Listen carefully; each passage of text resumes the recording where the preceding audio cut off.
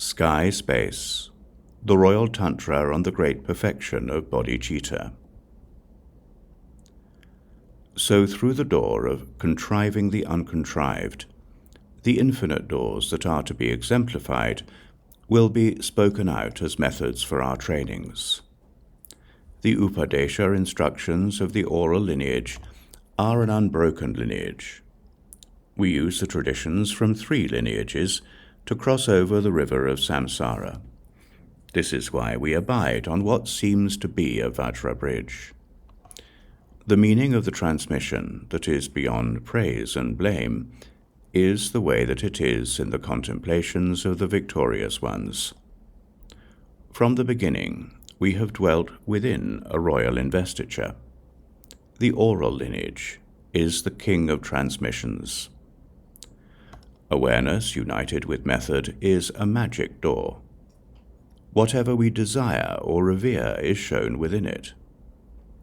We use the way in which our desire is joined to our reverence, and in the end we remain just like the sky.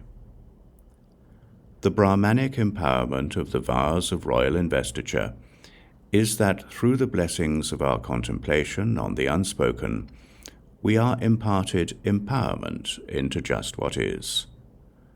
Then, at the news that it is the end of time, we are perfect Buddhas. Our essence is an uncontrived heart. We abide in the resolve of an unsought awareness. This is not samsara. It is also not nirvana. It is unspeakable and beyond our thought. It is the river of our awareness. We have nothing whatever to contemplate or to practice. In the heart essence of self-luminous wisdom, we use the conventionalities of language and speech, but the thing that we exemplify is beyond the continuity of any path. It may be anything at all. Anything is possible. We are connected to every base, path, and reward.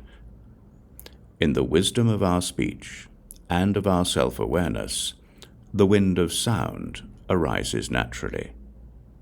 In the contemplation of spontaneously realized self-luminosity, we have no consciousness of thinking, speaking, or holding on. Desirous intellects join up with the 8 stages of mean understanding. The Mahayana is a sky Vajra. How could we attain it by hunting for it? This is a precious jewel, the heart of the oral lineage.